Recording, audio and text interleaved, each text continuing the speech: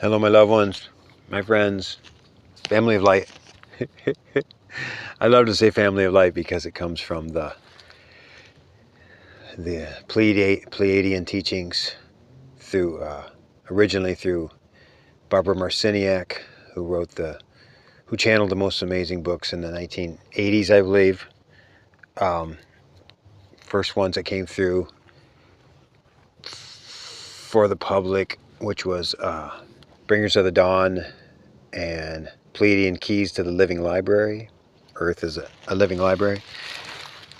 And she said, we are family of light. We come, she says, we come from the future. And these groups, she calls renegades, but not in a bad way, where they're just these groups of souls that come to make a difference, to help free planets, oppressed planets throughout the universe, and come back in time. And this is not a really good spot because it was going to rain. And so I had to hide under these bushes, keep everything dry. Still wants to rain. So she says we're family of light and a million strong. This is the Pleiadian collective. The Seven Sisters, the constellation of the Pleiades, which is in the Taurus constellation. It's near Vega, and it's near Orion when you look up in the sky. Comes from the east overhead, I believe, this time of year. And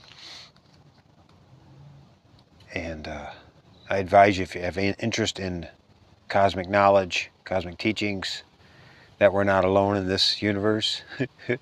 Ha ha. Millions and billions, 200,000 universes, 200,000 galaxies, 200 million stars in every one, 200 million, all those are 200 millions. So, tell me. It was a pretty good cover-up to dumb us down enough to believe we were the only sentient life in the universe. Wow, we come a long ways, huh, guys? Of course, indigenous people around the world have known this all along because they experience them. They live out on the prairies or the high plains or the jungles, and look up and that's where you see this bed of stars, bed of pulsating. We were in Palenque, Mexico one time, and I had to go out. We were eating at a restaurant, and we were in town with even lighting. I went out and I looked up at the stars. I went out to the van to get something, and I had the biggest download. They stopped me right then and there, and by myself, a bunch of people, like 14 people. I looked up, and the sky was pulsating. Poof, poof, poof, poof. All these stars at once were pulsating. And I mean so many stars that, I mean, you could barely see space in between them. Deep, deep in the jungle. And I just was like, oh my God. And it was a real special moment. I appreciated that.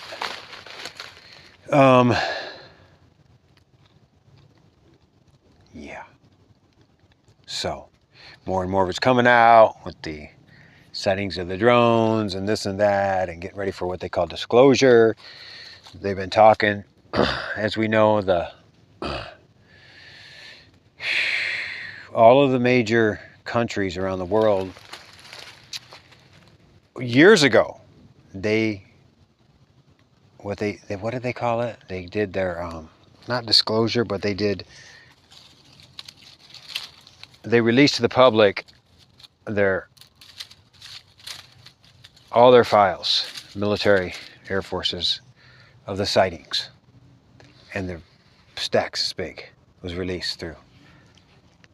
I'm not sure the details, but of course it took years before the United States did. Canada, defense, one of the greatest UFO, not researchers, but spokesmen on this extraterrestrial life was a guy named Paul, can't remember his last name, but Reagan or something, in Canada, and he's the ex Prime Minister of Defense, Minister of Defense in Canada. I mean, you can't get any higher than that position. And so after he was out of office, he starts revealing all this. And look that guy up, the ex-Minister of Defense of Canada, talking about UFO, extraterrestrial life, the reality based on the government knowledges. And so it's everywhere. We got researchers everywhere. The knowledge is out there, so it won't be that much longer before we will have what they call first contact.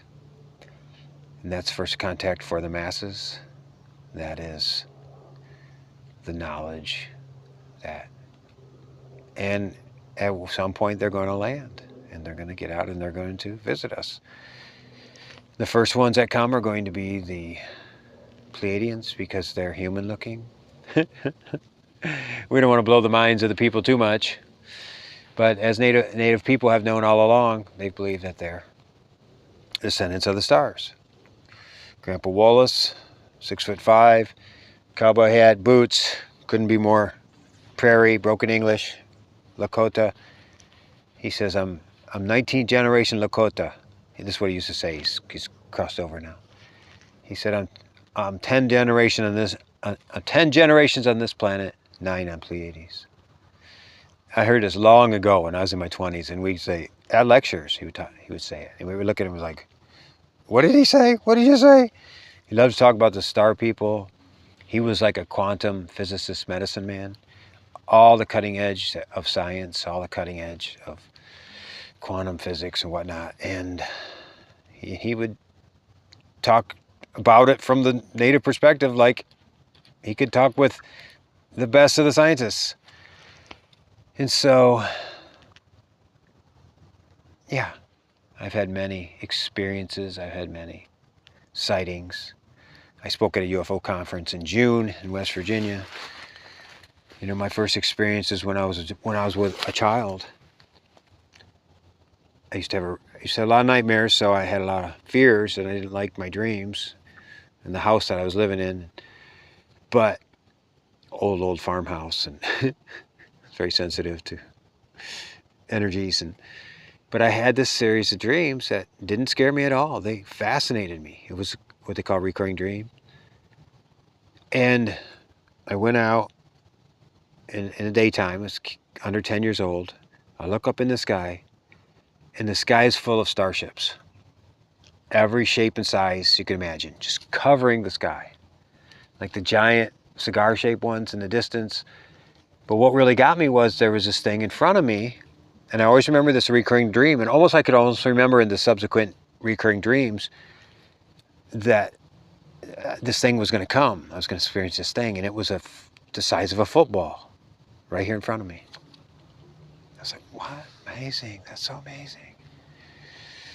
And so when I started traveling with the native people, I didn't really have experiences as a teenager. I was partying too much, and you know, in that teenage world, but immediately I got with the native people, and we started having the talks, the experiences, the sightings. I started traveling with Mary Thunder, and I'm in the backseat of their car. There's couple warriors with them, and I'm traveling at night to Minnesota from Michigan. I'm 22 years old, and there's a girl back there with me, one of our main female students for years later. Her name was Sparky, and she says, Sparky, document this. There's a red and blue light. It's traveling north and northeast. I can feel it. It's not a plane. It's a craft. I can feel the vibration. And so Sparky documents time, place, where we're, location, and area, and we're traveling, we're driving. And she's done it, and she puts a notebook down next to her, and I scan like this through the notebook. It's full of sightings. It's like, oh my God. So they were avid believers. And so, because her native people knew these things. They've been visited forever, throughout history, and all indigenous people around the world. And so, I can tell you one story. I wasn't even talk about this at all, and it just came up. So I'm going to sing for just a second, and I'm going to initiate this story I'm going to tell you. Lengthy, but it's pretty profound.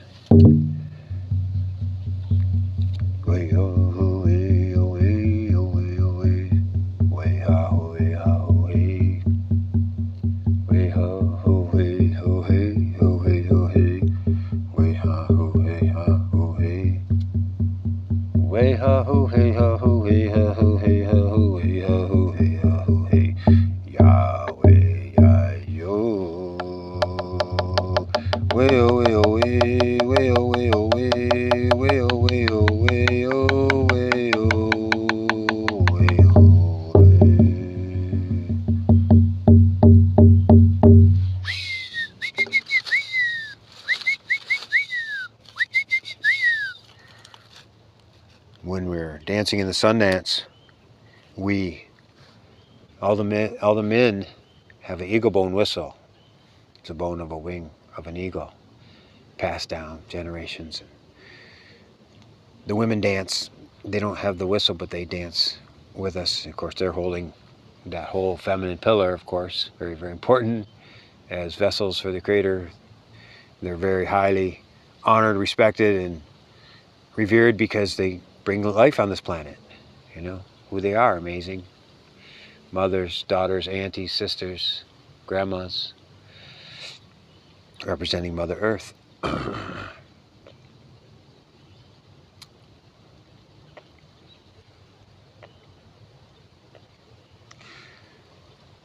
We were at a gathering one time in Minnesota for Ojibwe people, and called Indian Days, week long at the University of Duluth, and they would all the native elders would come in and they teach.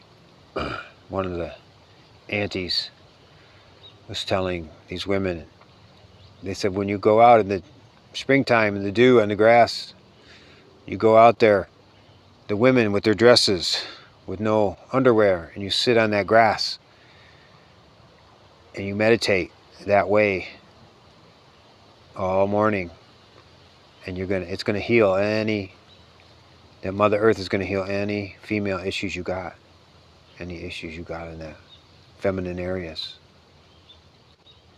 It's age-old teachings for forever, and I don't mean to be funny, but you couldn't do that in the South with Pirates. Sorry. But it's just great teaching, right? And so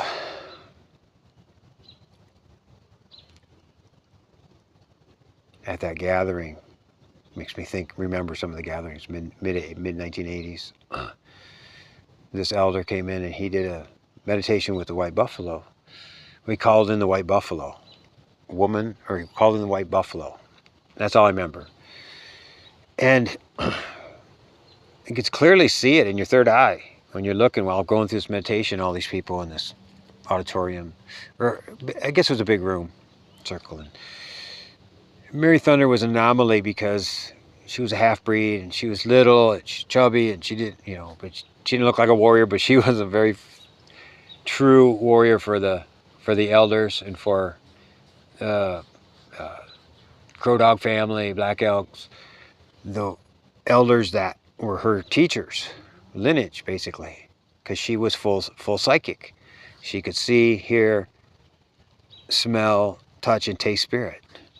See auras all the time. She was in spirit. She couldn't drive. She had to have a driver all the time because she was so in spirit, having visions. The elders never drove, but they had warriors that drove. I was always a driver.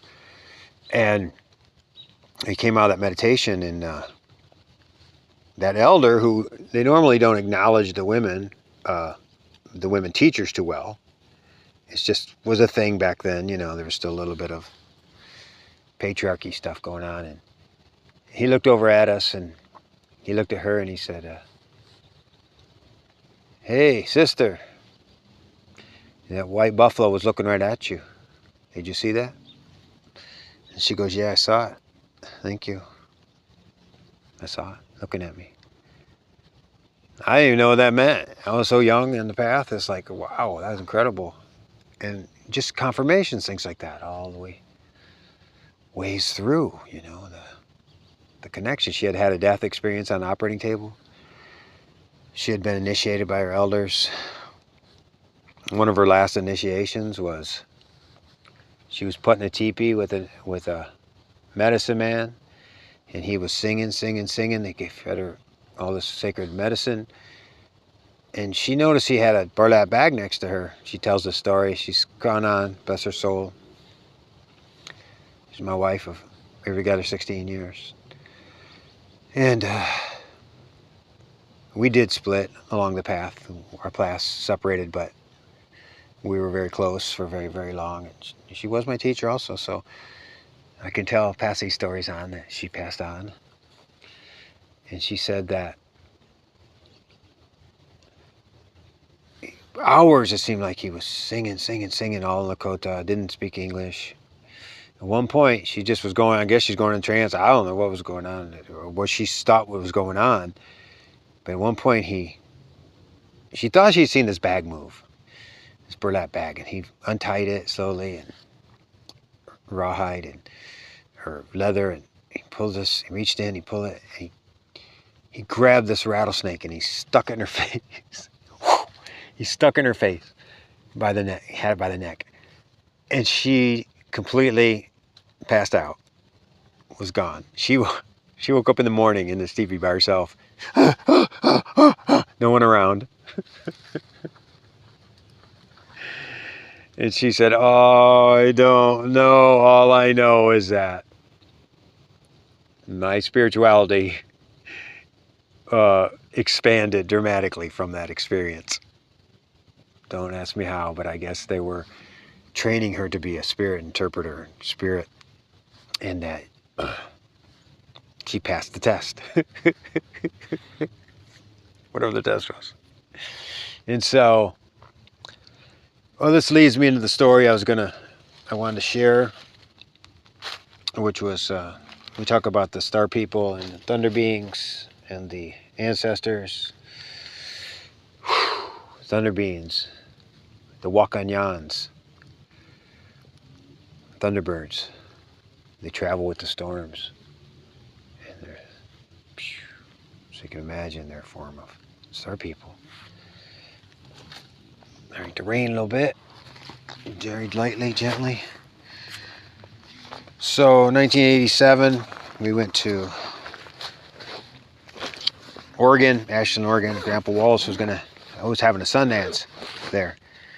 He said, I need your niece, granddaughter, or daughter, that was his daughter, sorry. So many elders, to come, and Grandma wants you to come. So her adopted mother called her Grandma Grace, Spotted Eagle. So you come and you dance. And so we went up all the way up this mountain, and she had an accident, somehow, I can't even remember at this moment, but she had broke her foot. So she's in a cast. And it was better, but she still needed the cast on. And she literally danced with that cast on. 4 days. No food or water. Dancing. So this is 1987. This is called Harmonic Convergence. Very magnificent time for the planet, when the planets were aligned, 7 planets aligned in fire. It was starting the completion of the what they called the precession of the equinoxes, 25,000 year cycle, and it was ushering in the fact that we had 25 years before 2012 was the big year. 2012 was going to be the transformational time for everything. And this was way back in the 80s. The elders would talk about it, all these prophecies. And so people were having gatherings all around the world, all over, huge, huge gatherings. Mexico on the pyramids, and every sacred site, Stonehenge to Uluru, Ayers Rock, and Australia to Hawaii, to you name it. Grandpa had a Sundance then. And so And one of the neat things that happened during the dance was we were camped. There was about 10 or 15 of us. And all these little camps. We're way up on this mountain outside Ashland, Oregon. And this man came by, walking by, and he had a bear robe on. And he was a pretty much full-blood Indian from up in those mountains of... All the Western Indians came for this dance, you know. All the Western Indians came to dance. It was a plains dance, sun dance, but it's taken all around the world now. And so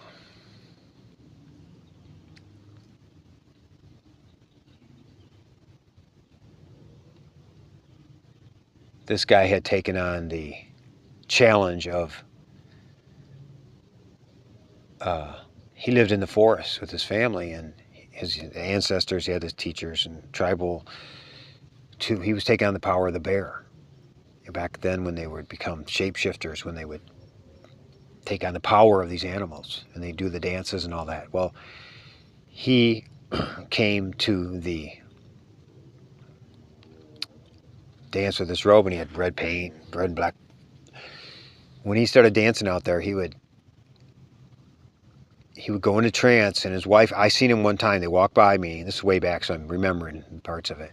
She walked by him, and he was walking like a bear would walk, standing up. Oh, he was going into trance. He went into the Sundance.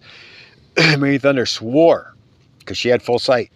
She said she would be dancing, looking at the sun and dancing, and out the corner of her eye, she would see a bear on all fours, moving around the arbor. She didn't look at it directly, but when she did look at him, back out the corner of her eye, looked at him, he was standing, dancing. But when she was not looking at him, he was a bear on the ground, dancing. Mystical things like that. Well, most dances were all 4 days, 4 nights, or 4 days. Very few dance at night. Well, Grandpa's vision was to dance at night also. So they started dancing at night. Another amazing thing that happened during this dance was I was one in security. There was a gate where you had to come in. You had to check people for cameras. You couldn't have cameras. We wouldn't record. None of this was too sacred. And all these people would come. And I remember at one time it was getting dusk. We were taking turns. There was usually 2 of us. But at that moment, I think it was just me for some reason. Maybe some guy went to camp, came back. And we would check everybody, open your trunk. You know, we would just kind of rifle through just to see that they didn't have no equipment, big equipment, you know, like professional stuff. And go, okay, have a great time. And you had to be invited, and you had to tell who your camp was you're going with and what elders had invited you. So it's very, very sacred, hidden ceremonies back then, and still is, of course. But at one point, all of a sudden, they were dancing. That was the first day, I believe. They were dancing. You could hear the drums way down. You know, it's probably half a mile from me. And all of these lights came out of the forest. This was getting dusk. And you could call them fireflies, but they weren't flashing like fireflies. And that was the only night I seen them. And they just came, and all these lights, and they just were passing by me, little bitty lights. And I mean, there was like 50, 100, and they were just slowly going direction of the dance. Can you believe it? And we were so into the moment. We were so busy. I mean, there's so much to do. You're just nonstop. You're barely sleep at night. You're so much. And I didn't, well, it's something. Spirit lights. I was so young at the time. I didn't really know what to make of it. The next day we were working out there is when I was by myself. Well, anyways, I don't know. This car pulls up, and it's a movie star and his wife. His name was Craig Nelson. He did that television show, Coach, for years and years. That show was on Coach. He was in the Poltergeist movies. So he come and he's smiling at me, smiling. His car, rent a car, you can tell. Smiling. I said, like, you recognize me? And I'm like, all right, sir. I recognize him right away. And I'm like, you got any stuff? And I was in warrior mode. He's got any cameras? No, we're fine. I say, well, this is a sacred dance. This is, were you invited? Oh, yeah, one elder told me I could come. And da-da-da-da. And I said, do I need to open your trunk and search you, sir? No, I swear. We don't have any cameras. We're not here for that. Because I know you're from the movies, I told him. He's like, okay. So he comes into camp, and they camped not that far from us. He wanted to have a meeting with some of the elders. Well, he ended up having a meeting with Mary Thunder in the teepee. The reason is they were had Poltergeist movie. They were about to have the second one, which is called Poltergeist: The Other Side, and that was with the elders. That was with the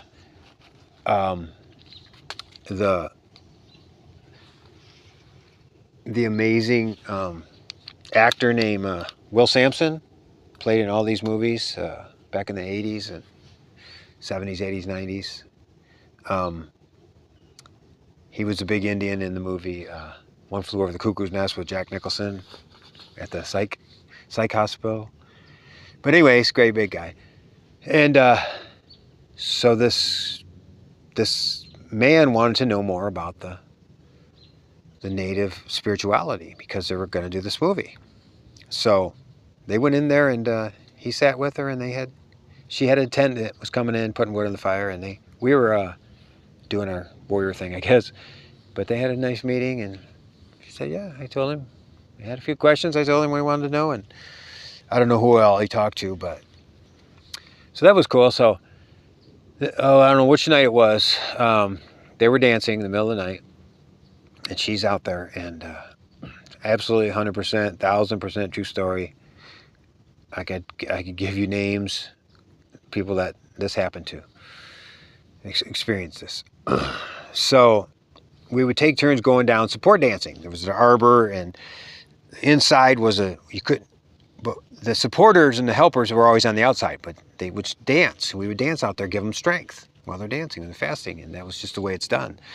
But you can't go inside the circle because it's basically another dimension. It's a ceremony in there. So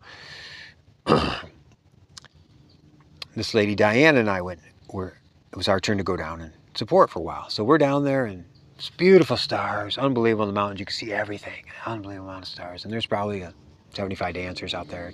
Drums are pounding. Grandpa Wallace leading them, and they're dancing to the stars.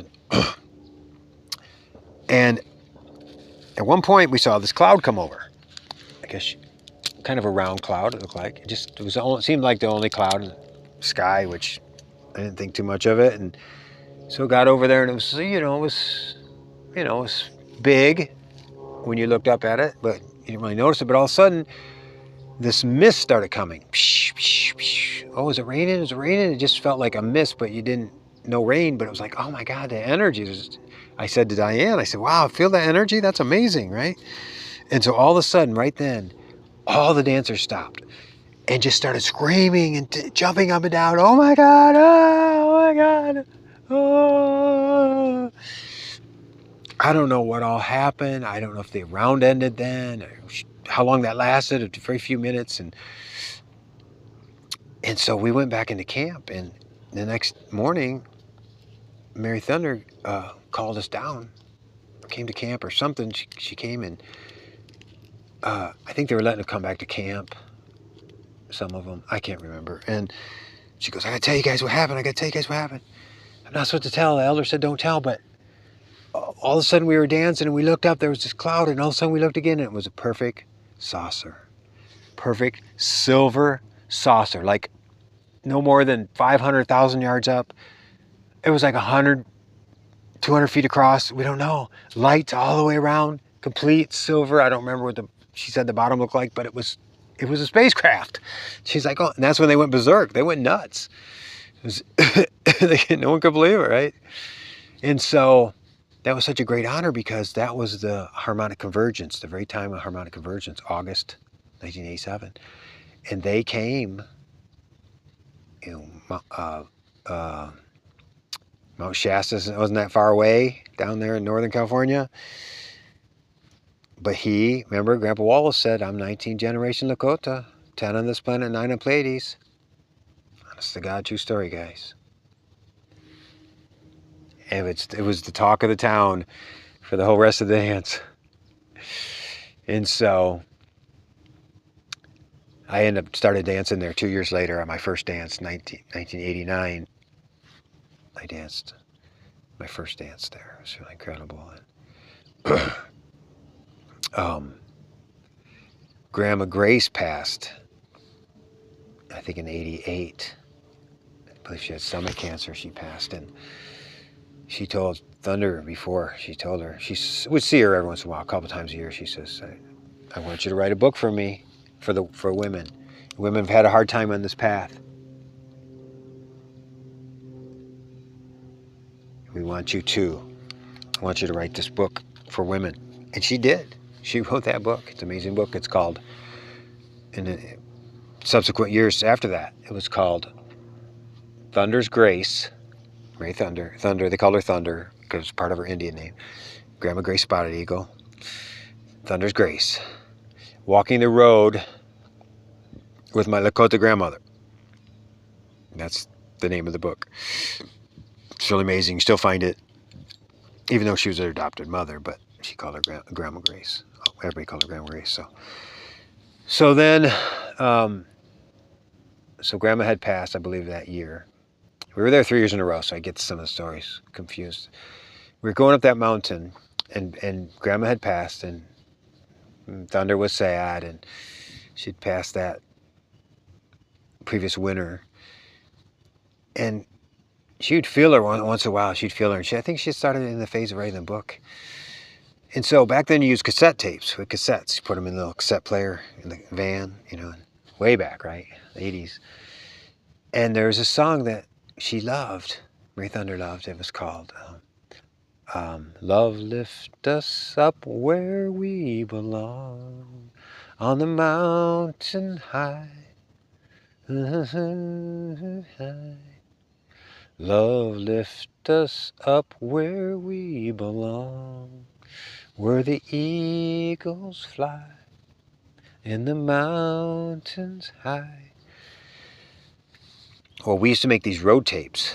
We used to do a little editing, and we would put all our favorite songs on there that would boost you up before ceremonies, before, just rock them out, or healing songs or whatever. Well, that song, and then there was other songs after that. Well, as soon as the song ended, it started again. We're talking the middle of cassette tape. It played again and again and again. And Thunder, she looked at me, she goes, tears running down her face. She said, it's Grandma. It's Grandma Grace. Grandma's doing that. It's like unbelievable. I mean, it was, supernatural. There's no other way it could happen. So, yeah, we were there 3 years and danced, and then we ended up going to, the dance got moved to South Dakota, so we went to South Dakota after that. And another time I was going to tell one more story about Grandpa Wallace and the Pleiadian connection, and then I'll wrap it up here. There's a 1970s, 80s, there was a amazing man from Switzerland named Billy Myers. Billy Myers. He wrote a series of books about the Pleiadians. He had firsthand contact. He had the best photos that have ever been taken. Crafts right there. These silver crafts, probably like the one she saw, very different ones. He lived on the side of a mountain. It was a beautiful grassy up in the Swiss Alps. He was missing an arm from a farming accident when he's younger, big old beard. I mean, not your likely dude to go around telling these false stories about fake aliens and all this. Unbelievable stories. Well, he got hounded forever. Back then, the governments were trying to shut all that knowledge down. He wrote these amazing books. So he had a big book called, and you can find it, it's called Pleiadian Connection, Volume 1, Pleiadian Connection, Volume 2, or something like that. Visit from the Pleiadians, I can't remember, but it was this big, and it was full of these pictures. Amazing book. Well, it just came out, and one of a kind. And so we went to see Grandpa in Denver, and he always wears cowboy hat, cowboy boots, and we were taking him to an appointment. We were visiting, he had to go to doctors or whatever. He's in his late 70s, or maybe early 80s then. He gets in the passenger seat, and I'm the driver, and they were still inside. I guess Grandma was still alive.